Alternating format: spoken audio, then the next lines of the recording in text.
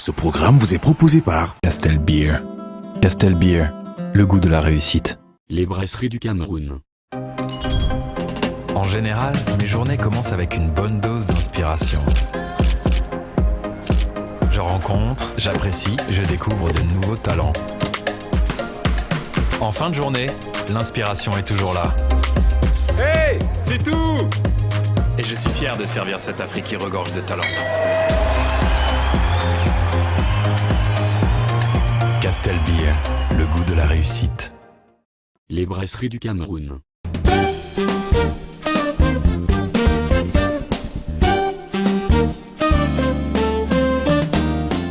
Quel que soit ce que vous entreprenez dans la vie, quelles que soient les difficultés que vous rencontrez, seul le travail, le courage et la persévérance vous permettront toujours d'arriver au succès. Il faut savoir, mesdames et messieurs, que c'est l'objectif que le magazine Carrière s'est donné depuis 10 ans. Vous démontrer que ses qualités, valeurs et principes sont les meilleurs gages en vue de la réussite, j'allais dire pour vous tous qui visez le sommet. Une nouvelle édition de votre magazine ce soir avec des sujets tout aussi intéressants en diaspora comme initiative, mais surtout une success story pour vous inspirer, discipline, travail, innovation, mais surtout sens de l'audace. On va voir tout cela en plus des conseils et astuces. Découvrons d'abord le sommaire en compagnie de Ginette Biban et je vous retrouve juste après. Au sommaire de Carrière ce soir, Nadège Lebel, dans la rubrique Diaspora, nous parle de ce qui l'a motivé à revenir investir au pays après 10 ans en France. En Success Story, Lucas Kamdem, ancien administrateur civil principal, devenu chef d'entreprise et coach en entrepreneuriat. Il se livre dans un entretien portrait inédit.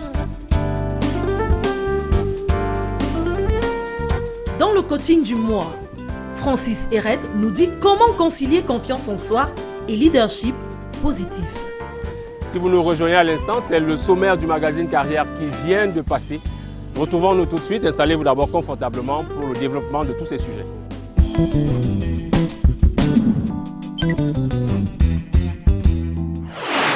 Comme je vous le disais en introduction, dans la vie, lorsque vous voulez réussir et quoi que vous entrepreniez, il faut de la discipline, du courage et de la persévérance. C'est le cas de l'entrepreneur que nous présentons dans cette édition de votre magazine Carrière.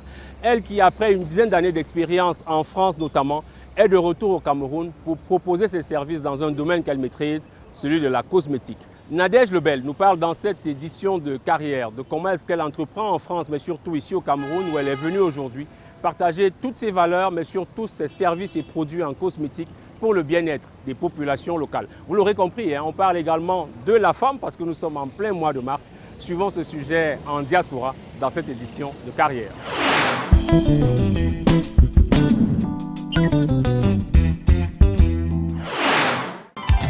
Femme, quel que soit ton rang social, quel que soit tes comptes en banque, quels que soient tes titres fonciers, laisse. Bonjour à l'équipe de Carrière. Je suis Nadège Lebel, promotrice de la marque Temps Parfait by Nadège Paris. Je vous invite à entrer dans notre showroom de Yaoundé. Je vais vous présenter nos produits. Temps Parfait by Nadège Paris, c'est une marque de cosmétiques française. Nos produits sont conçus et fabriqués en Europe. Donc le 19 décembre 2021, nous avons ouvert notre showroom à Yaoundé. On y va. Voilà, c'est fait. Bravo. Ici, j'ai Merline qui est la responsable de notre boutique de Yaoundé. À côté, nous avons Cassandra. Elle est tout, elle est mon assistante. Elle a plusieurs casquettes.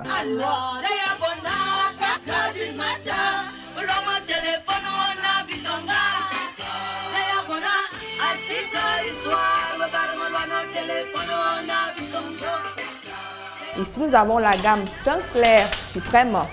C'est une gamme destinée aux peaux claires et métissées. Voilà. Donc, c'est des produits non décapants qui visent juste à embellir la peau, donner de l'éclat, unifier, éliminer les taches.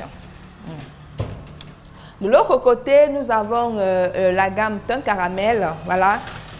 Teint caramel pour les peaux mates et foncées. Voilà son lait, teint caramel pour les peaux mates et foncées. Juste ressortir le glow sur la peau. À côté, nous avons des petits produits dérivés comme notre sérum anti-acné à base de fleurs d'iris. C'est un soin. C'est un soin parce que ce sérum, il a été testé cliniquement. Voilà, il soigne vraiment, il enlève vraiment les boutons. Après, nous avons rajouté à Yaoundé spécialement et non à Paris, quelques parfums de grandes marques européens. Parce qu'il y a une forte demande aussi au Cameroun en ce qui concerne le bon parfum, les bonnes senteurs. Dans la circonstance, comme le dit, est-ce qu'on va parler la beauté? Mesdames, Messieurs, c'est un triomphe. Nous allons écouter ce que Nadège a prévu pour nous. Normalement, je devais lancer ma marque au Cameroun. Il y a eu le Covid, puis était prêt. J'ai dit, mais qu'est-ce que je vais faire? Et comme j'ai un homme magnifique dans ma vie, on ne s'est pas découragé. Il m'a dit, je suis avec toi, fais-moi confiance, ça va aller. Il m'a soutenu et il a eu raison. La marque, elle est appréciée.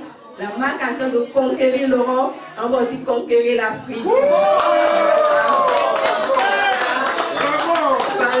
Enfant de Dieu n'aime pas la galère, enfant de Dieu n'aime pas facilité. Je poursuis ma vision, je n'arrête pas. Faut aimer mon affaire si tu es fâché. Quand travail est semé, ce succès en moi seul. Plus d'esprit m'a touché pour gagner les nations. Je reviens au Cameroun après avoir créé ma marque en Europe parce que je veux ramener le savoir-faire européen en Afrique. Ces produits fabriqués en France, déjà, je veux que ce sont testés dermatologiquement. Il ne ment jamais. C'est quelle promesse il veut pas assumer. Aujourd'hui, en Afrique, les produits cosmétiques sont fabriqués partout, n'importe comment, sans faire attention, sans faire des tests. Voilà, donc nous amenons ces produits-là pour permettre aux personnes, aux Camerounais, d'utiliser des produits adaptés, des produits appropriés, des produits des soins, parce que nos produits sont aussi des soins. Hein. Des soins parce il y en a qui sont testés cliniquement. Il y en a qui sont testés cliniquement. Et vous savez que ici en Afrique, il fait chaud. Il fait chaud, il y a le soleil. On a parfois tendance à bronzer facilement. Donc ces produits-là, qui ne sont éclaircissants mais non décapants, vont te permettre d'avoir ton joli teint noir, ton joli teint clair, propre, sans toutefois changer de couleur. Entretenir ta peau sans toutefois changer de couleur.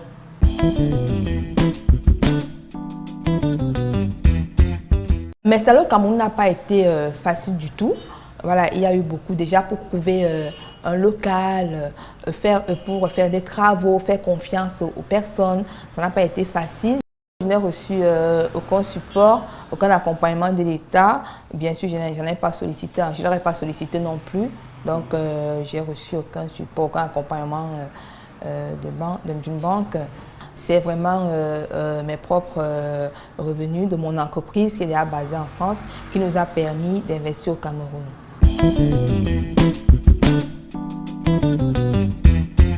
Teint Parfait a pour objectif de conquérir le monde à travers l'ouverture de plusieurs boutiques dans plusieurs pays, dans tous les pays du monde, pourquoi pas. À l'immédiat, en 2022, nous avons l'ouverture à travers une franchise. À Château-Rouge.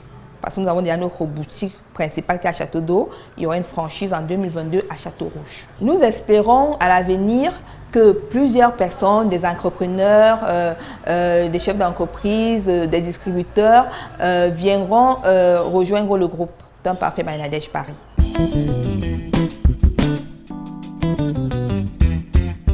L'objectif de mon retour au Cameroun, c'est d'offrir de l'emploi aux jeunes, voilà, montrer aux jeunes qui peuvent être eux-mêmes leurs propres chefs d'entreprise, être des entrepreneurs, d'où la raison pour laquelle nous avons lancé notre réseau de vente des produits de Toucheton Papier Banadège Paris. Comme ça, chaque vendeur chez nous est son propre patron.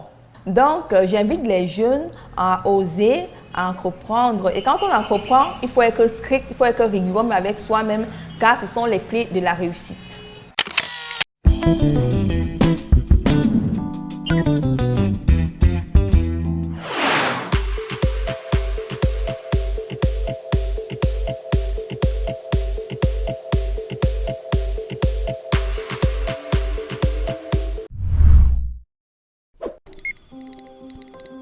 En 2021, la bourse Studeli s'est donnée pour mission de faciliter l'accès à l'enseignement supérieur français et de soutenir les étudiants d'Afrique francophone dans leurs projets d'études en France.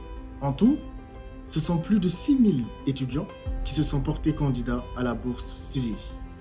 Et ce sont 6 jurés d'exception qui ont départagé leur candidature pour élire 30 boursiers. Grâce à cette aide financière, aujourd'hui Studeli est fier d'avoir pu participer à la concrétisation des projets d'études de nos boursiers. Nous disons bien sûr merci à tous les étudiants pour leur confiance et leur persévérance. Et maintenant, allons ensemble conquérir vos rêves.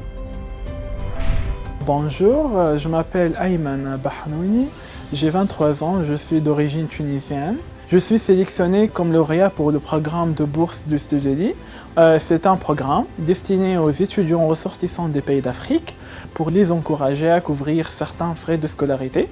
Je voudrais remercier par la présente Studeli pour cette aide financière. Bonjour, je suis Manuela Kwame, j'ai 23 ans. Je suis originaire de la Côte d'Ivoire. J'ai connu Studeli grâce à une amie et j'ai pu postuler à la demande de bourse. J'ai été lauréate. Cette bourse m'a permis de pouvoir financer 5% de ma scolarité. J'ai pu obtenir une bourse de 1 000 € grâce à Studeli et je remercie Studeli pour cet acte. Bonjour, je suis Mahlouf Mouloud, l'un des lauréats algériens de la bourse Studeli pour l'année 2020-2021. Je fais cette vidéo pour partager mon expérience concernant cette bourse qui a été très utile. J'ai fait mon inscription, j'ai mis ma lettre de motivation. Après une première sélection, il y a eu le deuxième round où j'ai mis mon acceptation de l'université, j'ai mis mes bulletins de notes. J'ai refait une lettre de motivation, j'ai décroché l'une des bourses. Il y en avait 2 qui étaient destinées à l'Algérie et j'en étais l'un d'entre eux. Je suis vraiment très content de l'avoir eu. Et puis je voudrais dire merci pour toute l'équipe Studeli. Bonjour, je suis Sidi Bedrissa, je suis lauréat de la bourse Studeli, c'est-à-dire la première institution financière pour les étudiants en mobilité vers la France. Studeli s'occupe de tout ce qui est justificatif des ressources financières, logement étudiant, mais également pour les comptes bancaires aussi. C'est pas tout, chaque année Studeli met à votre disposition une aide financière, c'est-à-dire la bourse Studeli, qui s'élève à hauteur de 1 000 € dont j'ai eu l'occasion de bénéficier moi-même. La bourse m'a été d'une grande utilité, donc je vous conseille vivement de faire un tour à Studeli. Vous pouvez les contacter via leur plateforme, que ce soit sur Facebook ou Instagram.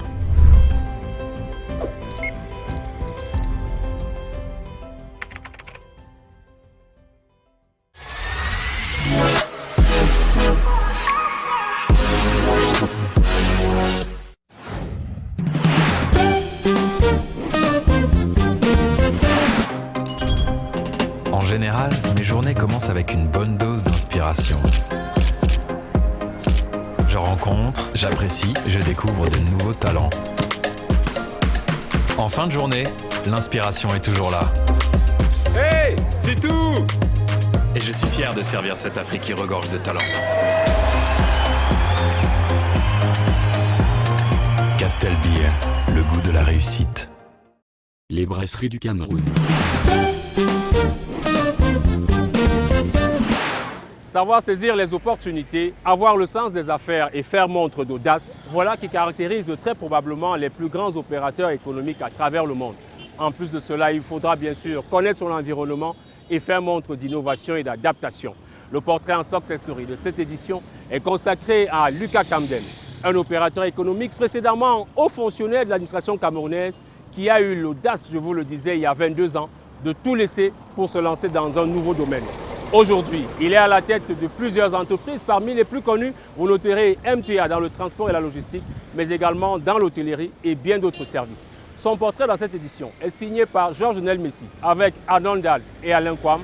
Allons découvrir cette trajectoire inspirante.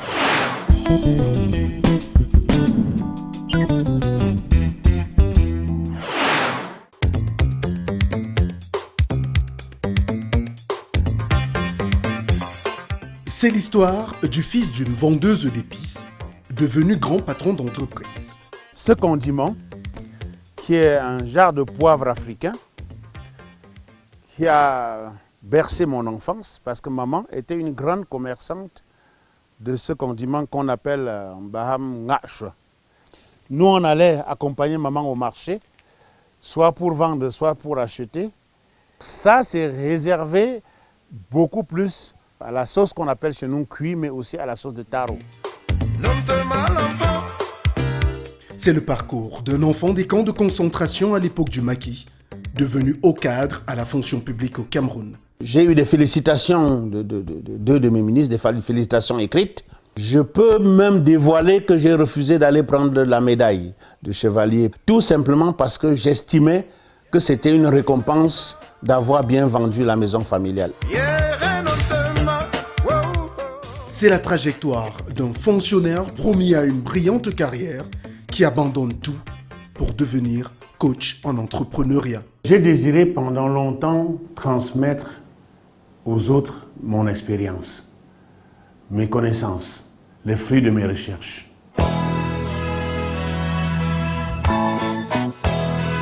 C'est la success story d'un notable Baham, un Africain fier et heureux.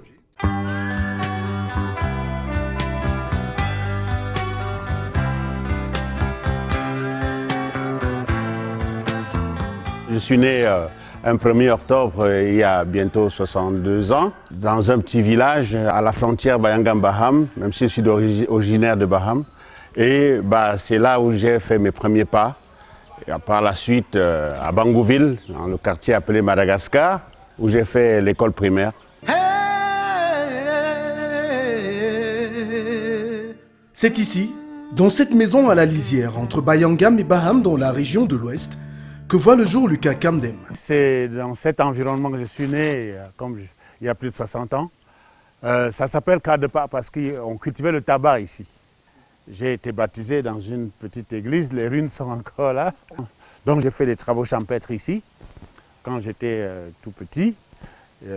Mais voilà, l'église en ruine, à l'époque nous entrions encore, il y avait des hirondelles et tout ça dedans. Là aujourd'hui c'est complètement en ruine, mais bon. Mon père était, comme on dit, au service du prêtre.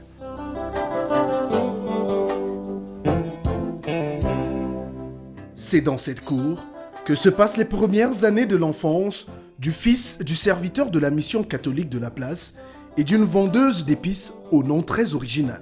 Papa, je ne l'ai pas connu, je suis né, il était mort. Donc, acte de naissance, feu Simo. Et maman, effectivement, c'est elle qui s'est battue pour que je devienne ce que je suis devenu. Donc, maman, c'est une commerçante, agricultrice. Déjà, elle porte un nom prémonitoire parce qu'elle aussi, elle avait perdu son père à la naissance, avant sa naissance, et elle portait un nom Waue. Waue, si on traduit mot à mot, c'est quelque chose qu'on a abandonné. Et justement, voyant comment elle était dynamique, je crois qu'il y a un chef de quartier ou un chef de village qui a dit non, on l'appelle plus Waou, on l'appelle Wabissi, que c'est vraiment on l'a abandonné à Dieu et Dieu en a fait une chose merveilleuse.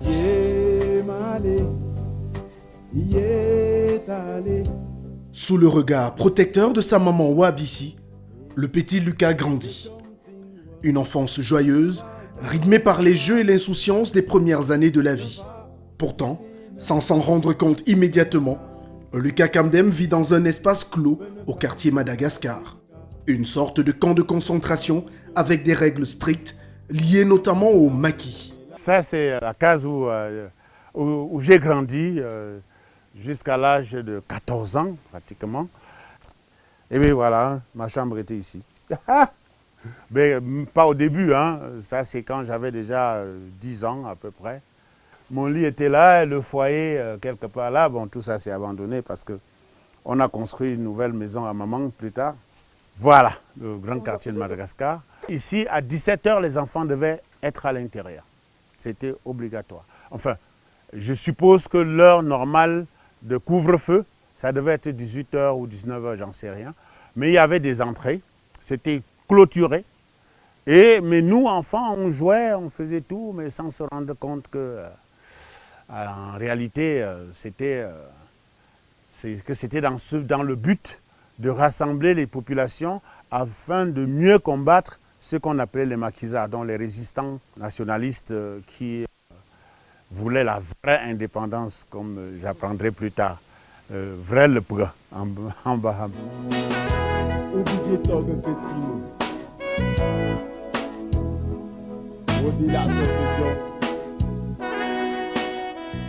Maman a vécu là une vingtaine d'années, mais elle est maintenant plus basée à Yaoundé. Elle vient de temps en temps pour quelques jours de vacances, mais avec la maladie et la vieillesse, elle est plus à Yaoundé.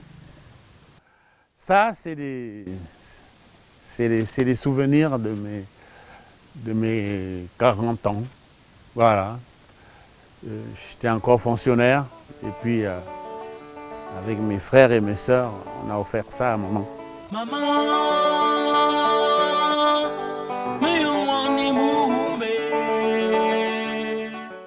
Pour le petit Lucas Kamdem, la vie est rythmée par les journées passées à suivre sa maman au marché où elle vend des épices. Bayangam, Bangou, Baham, il est au plus près d'elle et apprend très vite les rudiments du métier. Un apprentissage qui lui sera utile à plus d'un titre au moment de commencer les classes à l'école catholique de Bangou. Une école qu'il retrouve avec un peu de nostalgie et de déception en cette matinée. Cette école a été créée, ça doit faire au moins 55 ans. 55 ans après, vous voyez à quoi ça ressemble. Et le contraste, regardez ce qu'on est en train de construire comme église par rapport à ce qu'il y a là comme école. Quelle est la priorité? Je ne sais pas. Bon, c'est mon point de vue personnel, mais j'assume. J'estime que près de 60 ans après, ce n'est pas normal. L'un des plus grands souvenirs, c'était le bain collectif qu'on effectuait. Il y avait 2 sites. Les garçons allaient du côté de ce qu'on appelle Chiempelan, donc ça c'est le nom qu'on donnait, et les filles de ce côté. Et c'était des bains collectifs très amusants. La rivière était assez grande, mais bon, pas au point où on pouvait se noyer. Ça c'est vraiment, c'était vraiment très intéressant.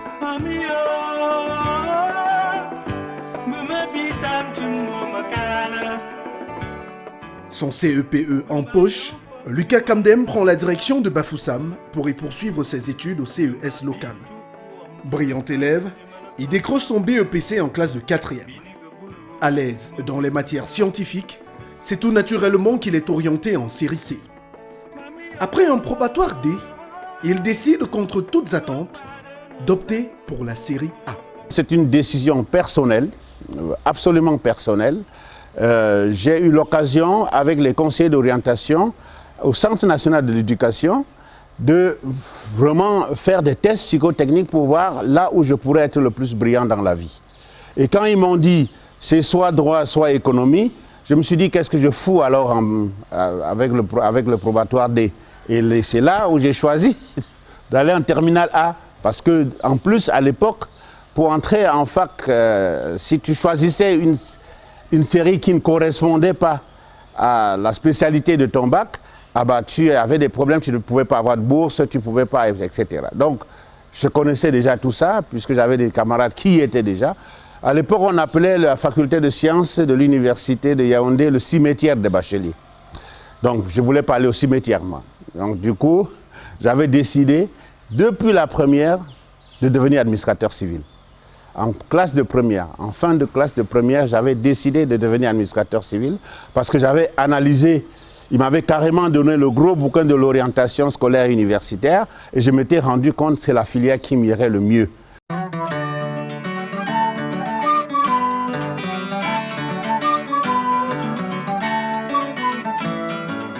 Direction Yaoundé pour l'entrée à l'université.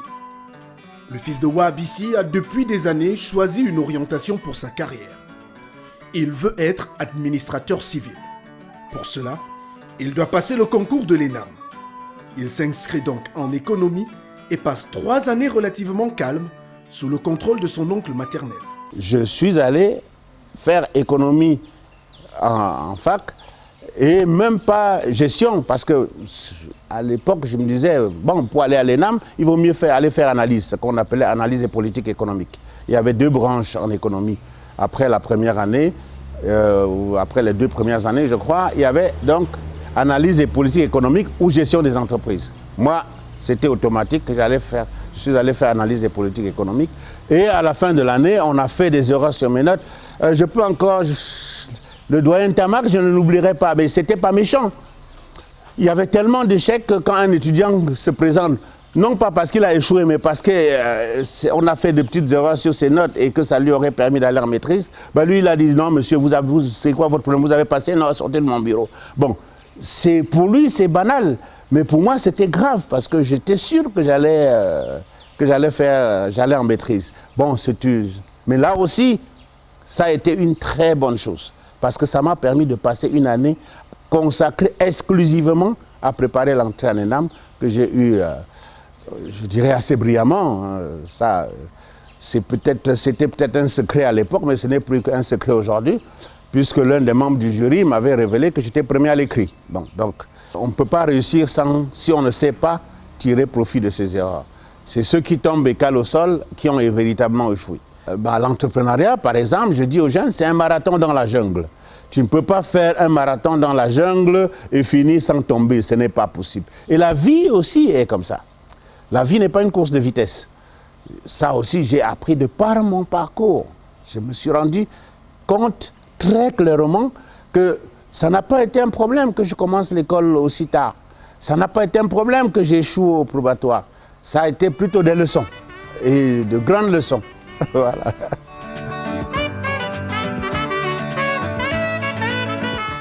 Le 6 décembre 1986, Lucas Kamdem entre à l'ENAM.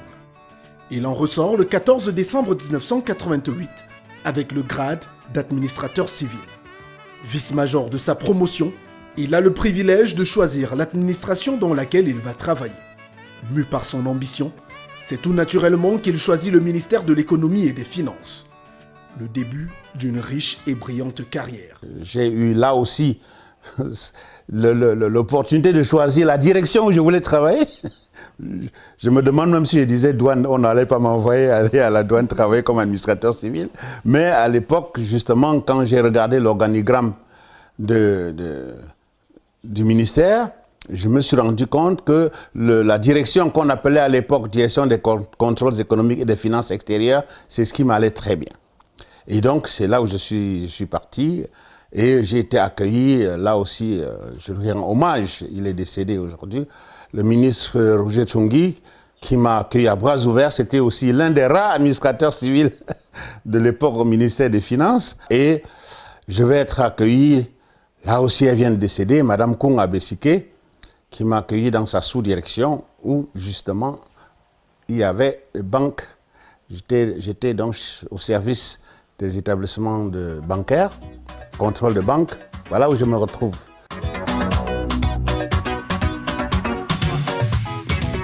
Arrivent les années de crise économique pour le Cameroun. Face à la récession, le pays doit procéder à de nombreux ajustements dans le domaine économique. Il faut mettre sur pied une équipe de technocrates chargée de conduire le Cameroun dans les plans d'ajustement structurel.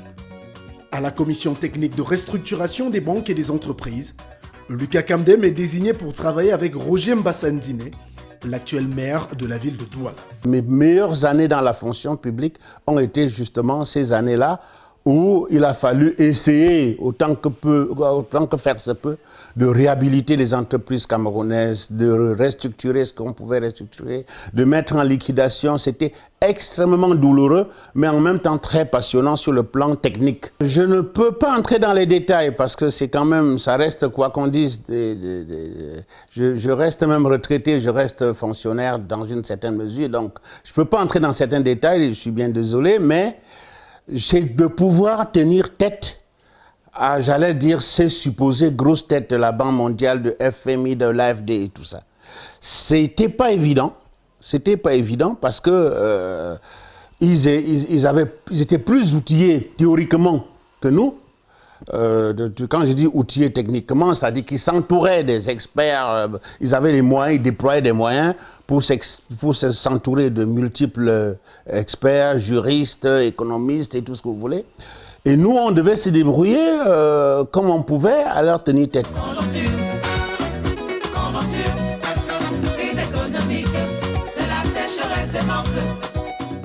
Loin d'être aisée, la tâche dévolue à ces jeunes fonctionnaires est surtout lourde de conséquences pour de nombreuses familles.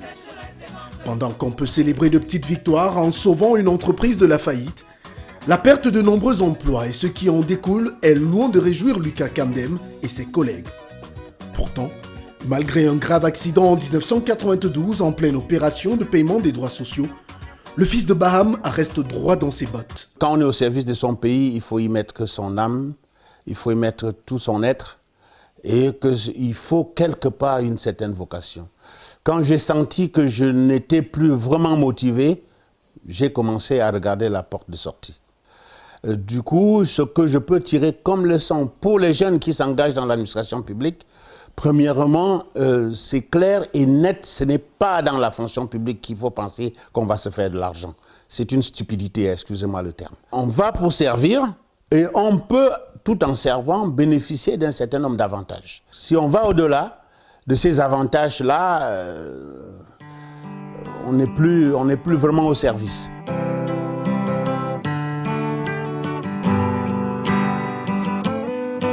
« 1999. À l'aube du nouveau millénaire, Lucas Kamdem opère un choix décisif pour son avenir. En pleine ascension dans la fonction publique, lui que certains voient terminer un prestigieux poste de ministre, choisit de se tourner vers l'entrepreneuriat. Il prend une mise en disposition et abandonne son poste au ministère des Finances. Franchement, c'était le moment de partir. Non seulement avec le décret du président de la République qui permettait aux fonctionnaires de prendre des actions dans les entreprises et avec trois autres personnes, trois autres Camerounais, j'avais créé la fameuse MTA et ça marchait relativement bien et je me disais, bon, ça me semblait pas honnête d'être partagé entre le privé et le public. Il a fallu faire un choix. À un moment donné, ça prenait une dimension qui commandait que véritablement, quand on a commencé l'internationalisation de MTA, je me suis dit non, franchement, très honnêtement, je ne peux pas faire à la fois la fonction publique. J'aurais pu rester comme beaucoup d'autres restent et puis ils font leurs affaires. Bon, c'est pas de ma nature de toute façon. Je suis parti parce que je ne pouvais pas faire les deux et il a fallu faire un choix. Et pour moi, le meilleur choix, c'était d'être avec ceux que finalement, je peux considérer que pour moi étaient des modèles pour les Africains. La vraie misère serait de faire ce qu'on n'aime pas. Je ne sais pas comment j'aurais été dans la peau d'un préfet ou d'un sous-préfet, j'en sais absolument rien. Peut-être je serais gouverneur aujourd'hui, mais je ne sais pas si j'aurais été à l'aise dans cette peau-là.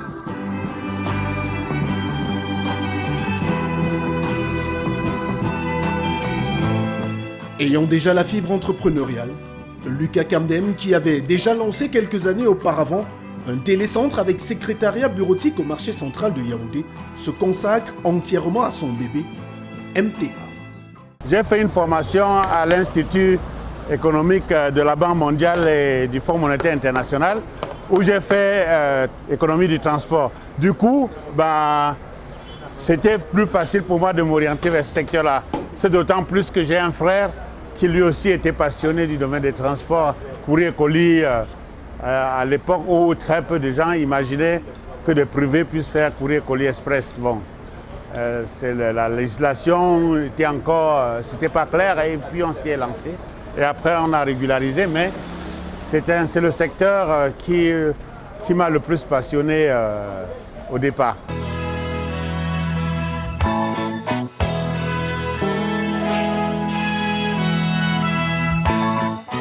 Spécialisé dans le transport et la logistique, MTA se distingue très vite dans le paysage camerounais.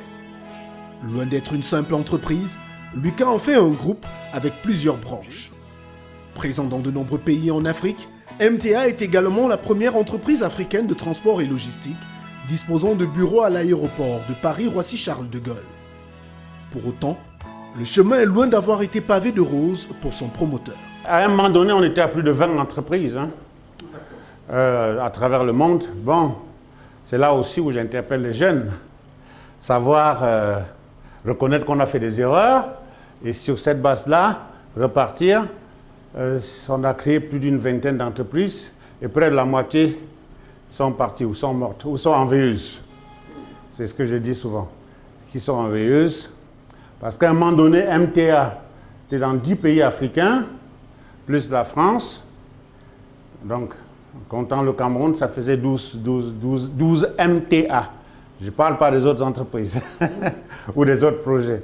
Donc, c'est quand même 22 ans après, on peut être content d'avoir contribué à créer des emplois, créer des richesses, contribuer à développer cette activité qui aujourd'hui au Cameroun fait partie des secteurs où on forme le plus de jeunes. À l'époque, on trouvait rarement des jeunes qui aient fait transport et logistique. Donc maintenant, il y en a tellement que on trouve des chômeurs parmi.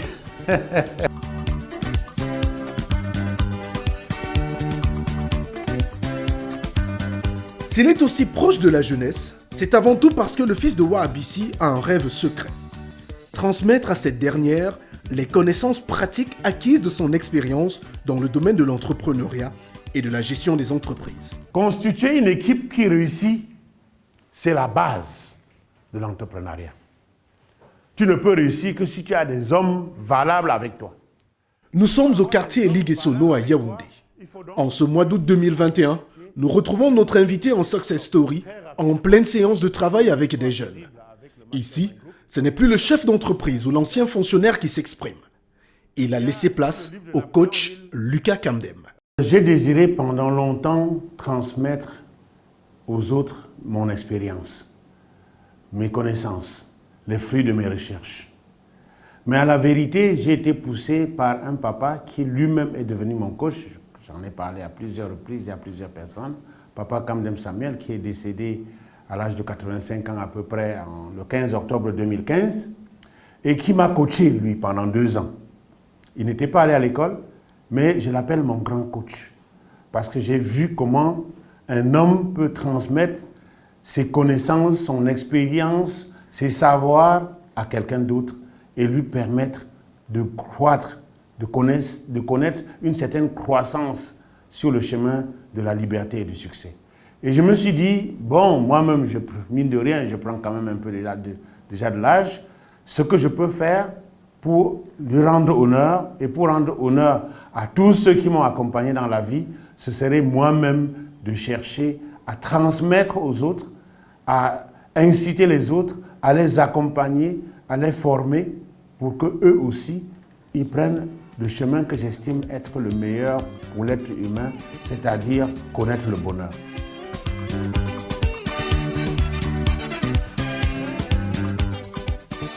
Loin des leçons de coaching habituelles, le FACUP se propose d'accompagner les jeunes à travers le monde en leur donnant des clés et outils pratiques pour se lancer dans l'entrepreneuriat.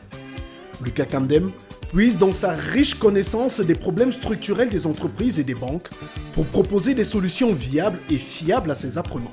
En 2015, juste après la mort de mon coach, j'ai dit là, il faut que je fasse quelque chose. Et avec un autre partenaire, une dame qui venait de l'Europe, on s'est associé pour créer FACOCOM, Future Africa Coaching Program. Et justement, l'objet, c'était de créer, même si possible, une structure de formation surtout dans le domaine de l'entrepreneuriat.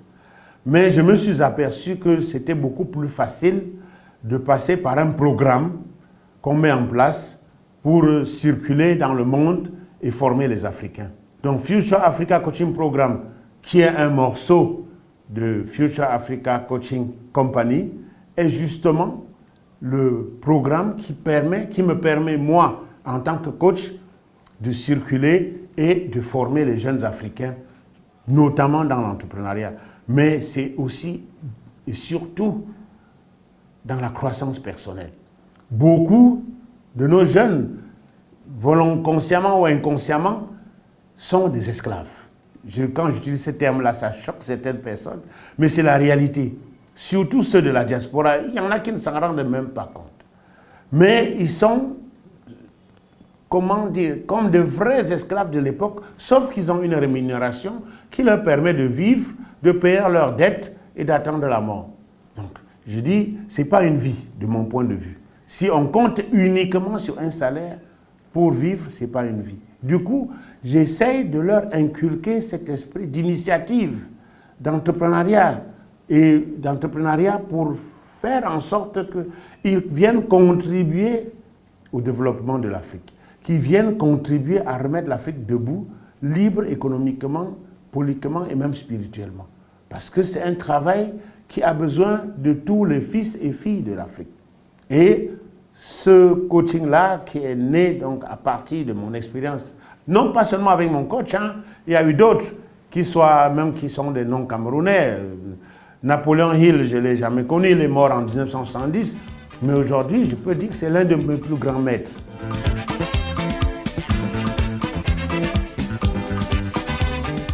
À ses apprenants aux facopistes, il n'a de cesse de leur transmettre sa philosophie du monde des affaires. Une philosophie qu'il a résumée dans un ouvrage paru en 2020. Un outil de formation qui concourt au succès du FACOP. C'est une partie du résumé de ma pensée. Une première partie. Pourquoi? Parce que, effectivement, je me suis rendu compte qu'il fallait une base pour la formation des jeunes. Il fallait consigner dans un livre au moins une bonne partie de ce que je pense être les secrets des entrepreneurs véritablement libres, durablement riches, heureux et fiers de l'être. D'où d'ailleurs le sous-titre du livre qui est Les secrets des entrepreneurs libres, riches, heureux et fiers de l'être.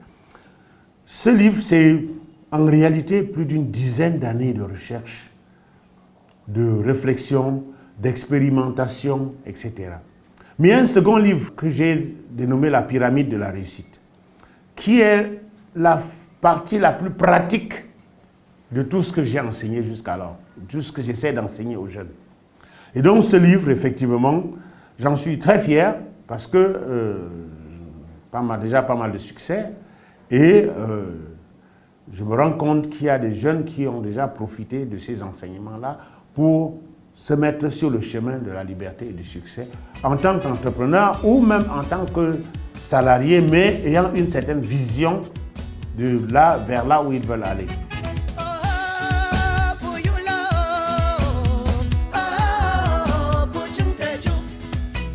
Un succès probant, obtenu de haute lutte en 5 années d'existence et qui conforte Lucas Kamdem dans son ambition de contribuer à bâtir une jeunesse africaine apte à travailler à l'essor du continent. Une ambition saluée au-delà de son cercle familial, à la chefferie Baham, où il a été fait grand notable. J'ai eu le privilège d'être anobli par le roi des Bahames, comme donc notable Bamileke à la cour royale Baham. Et ce qui peut être vraiment intéressant ici, c'est de profiter de l'occasion pour dire un peu la configuration spatiale de la concession d'un notable. Normalement, à l'entrée là, on devrait avoir la première guérite.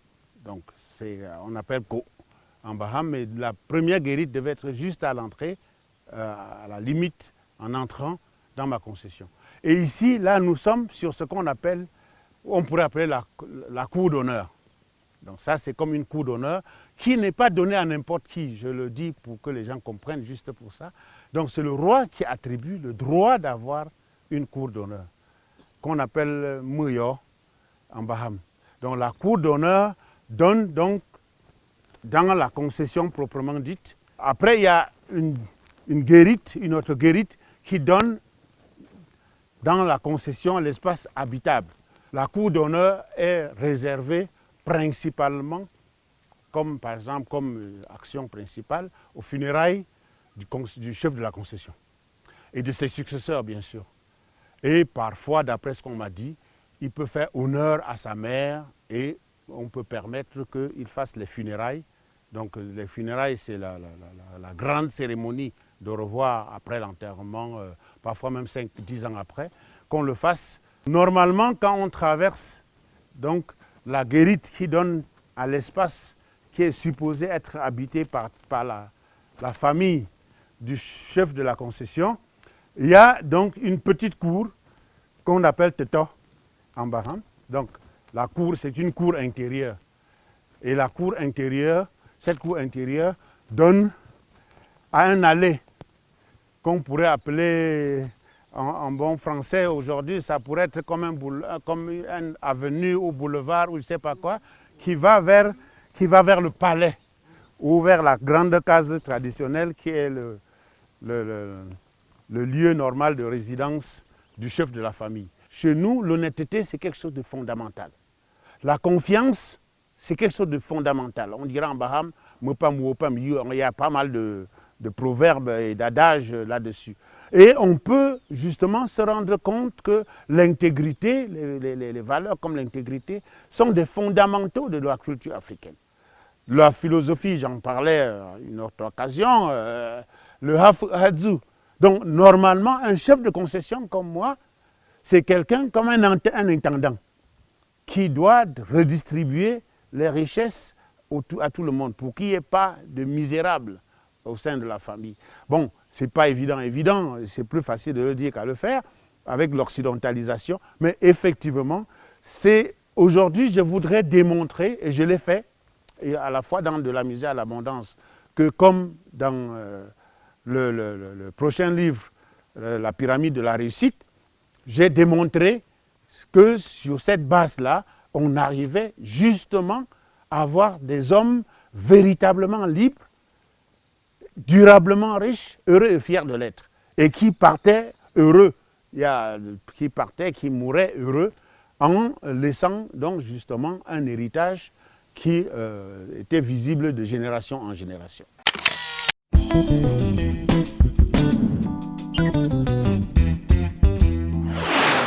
Toujours avec notre invité en Success Story de cette édition de carrière, Luc Kandem, qui est un entrepreneur, mais également un ancien fonctionnaire de l'État du Cameroun, qui a occupé des fonctions dans la haute sphère et qui a décidé tout simplement de quitter l'administration pour le côté entrepreneurial. Avec lui, on vient de revisiter sa vie, notamment sa philosophie sur le facopisme.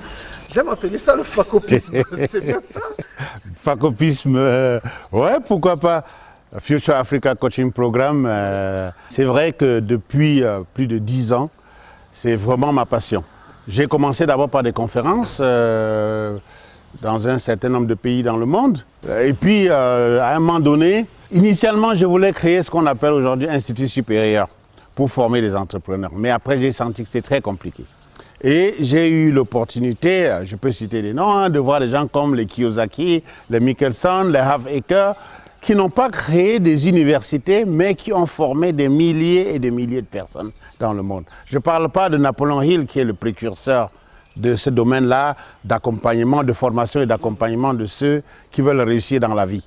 Donc, c'est une passion, ça je dois le dire, et je suis très fier aujourd'hui, justement, d'avoir déjà entre 500 et 1000 personnes formées dans le monde qui ont vu leur vie se transformer de jour en jour, changer de mentalité, changer de paradigme, comme je dis souvent, pour évoluer vers des personnes plus libres, plus ambitieuses, qui laissent leur génie se dérouler comme il aurait fallu. Et ça, c'est vraiment une passion. Oui, le facopisme, merci pour le terme. À votre âge, on a déjà presque tout exploré de la vie, on a réussi, on va le dire ainsi. Ouais. Est-ce qu'il y a encore un dernier rêve à réaliser? J'ai encore rien fait. C'est aujourd'hui que ma vie commence. Non, c'est une façon de parler. Je ne suis pas de ceux qui pourraient, à mon âge, avoir des regrets sur leur lit de mort. Franchement, je ne vois pas quel regret j'aurais. j'aurais semé, même si je n'ai pas encore récolté. Parce qu'avec le FACOP, j'ai beaucoup semé. Avec MTA aussi, si on compte le nombre de Camerounais qui sont passés par MTA, sans parler des autres pays, qui sont passés par MTA et qui ont vu leur vie s'améliorer, leur bien-être s'améliorer, c'est énorme. Et donc, pourquoi ne pas être fier de ça? Mais j'ai encore le rêve de voir mes petits-fils suivre les pas de grand-père. Et sans, comme je l'ai dit, sans compter la multitude de personnes qui me sollicitent pour les accompagner, pour un conseil, pour ceci ou pour cela. C'est mon travail aujourd'hui. S'il fallait donner un conseil, un ultime conseil à la jeunesse camerounaise pour leur permettre de suivre votre trace, quel est le secret que vous leur donneriez pour la réussite? Le secret, c'est la formation. Il n'y a pas deux pistes.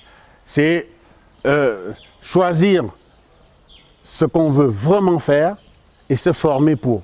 Il faut être excellent, il faut être leader dans ce qu'on aime. Dans tous les domaines, Aujourd'hui, le domaine qui m'intéresse le plus, c'est la mécanique quantique. Ça peut surprendre certaines personnes.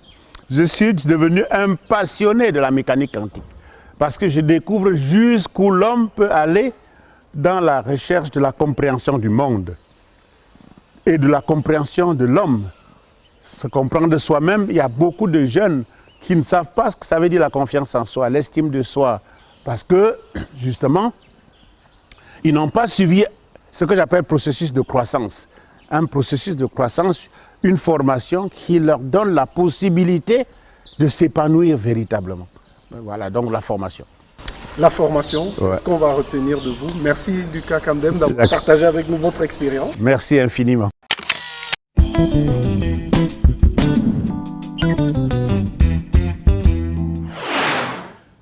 On revient sur nos pas de départ dans cette édition. On vous a dit qu'il faut viser le sommet. Pour y arriver, il faut toujours allier aptitude et attitude. Précisément pour cette édition, on s'intéresse à la confiance en soi et au leadership positif. Comment réussir à concilier les deux? Nous avons posé la question à Francis Serrette. Le coach en développement personnel nous donne des réponses sous forme de conseils et astuces. Suivez-le dans la rubrique Coaching.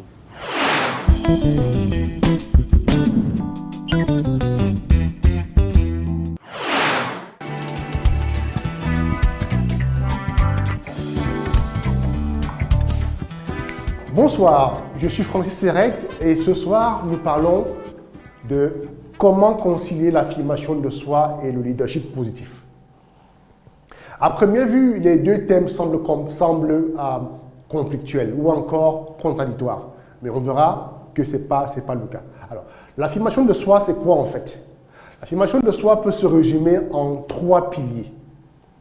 Premier pilier, la capacité à pouvoir respecter les autres, nous-mêmes et notre entourage. La deuxième, c'est la capacité à pouvoir dire non lorsque ce qu'on nous propose n'est pas en phase avec nos valeurs et nos convictions. Et la troisième chose, c'est la capacité à pouvoir dire oui lorsque ce qu'on nous propose ou lorsque ce qui est en jeu épouse nos convictions sans toutefois nous contredire. Le leadership positif. Pourquoi parle-t-on de leadership positif? Qu'on peut dire qu'il y a un leadership négatif. Effectivement. Vous avez des leaders qui sont plus préoccupés par leurs propres intérêts égoïstes au détriment de leurs équipes. À ce moment-là, ils ont tendance à manipuler ceux qui sont à leur écoute afin de pouvoir accomplir leur dessein. Ce qui est, comme vous vous en doutez, n'est pas bien. Alors, lorsqu'on travaille l'affirmation de soi, on ne peut que aller dans un couloir de positivité. C'est ainsi que la plupart des leaders positifs sont d'abord des personnes qui travaillent au quotidien leur affirmation de soi afin d'être juste, afin d'être équitable. Yeah, so to sum it up, when we talk about assertiveness and positive leadership, some people tend to confuse and believe that it is contradictory because assertiveness has nothing to do with bullying people or trying to tread upon their feet. Because assertiveness is about three things. As I said earlier, it's about being able to say yes when you feel that it's good for you and that it serves your interest. Being able to say no when you feel that you're not comfortable with an idea or a project. And then being able to respect people for who they are and what they stand for. Everybody in life is not obliged to follow your speech, but being able to accept that people are different and that you are different from other people is essential. So at the end of the day, positive leadership is about being assertive. That is, working with people in order for them to be happy and for them to fulfill what they think is essential for their happiness. So in one word, assertiveness, put the right way, and positive leadership are one and the same thing. So I encourage you, develop your assertiveness and try to be a positive leader. Check on those extra that I gave you and then try to work on them as regularly as possible. I wish you all the best. Thanks.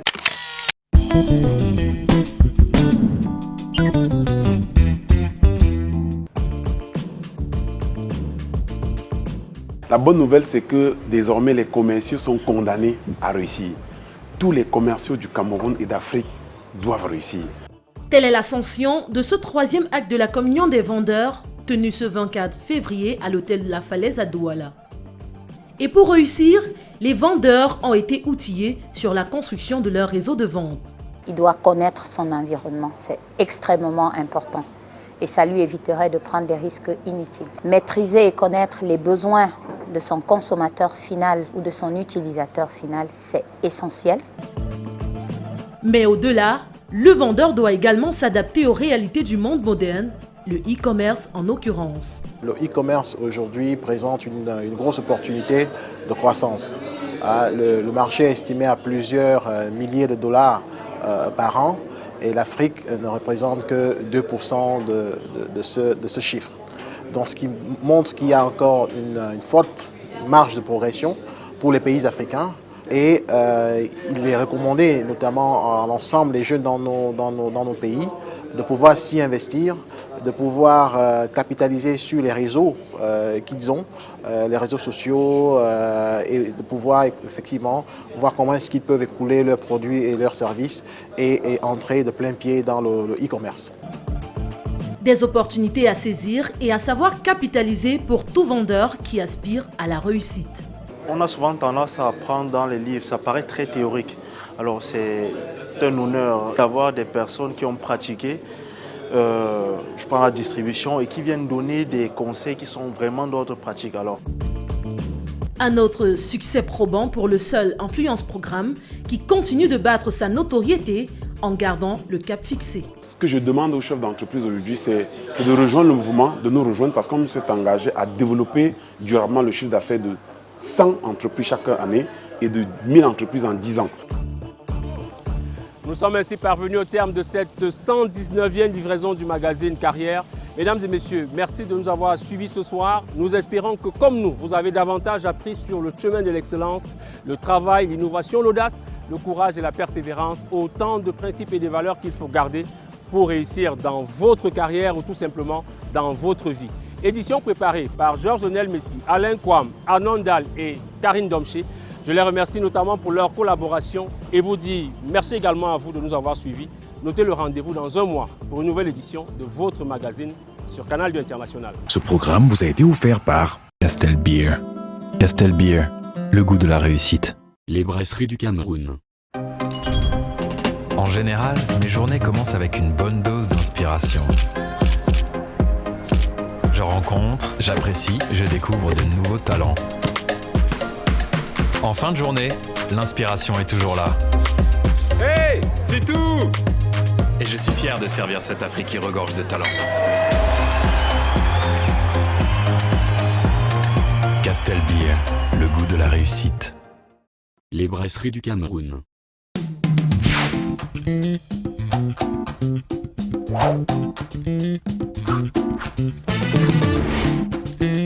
Thank you.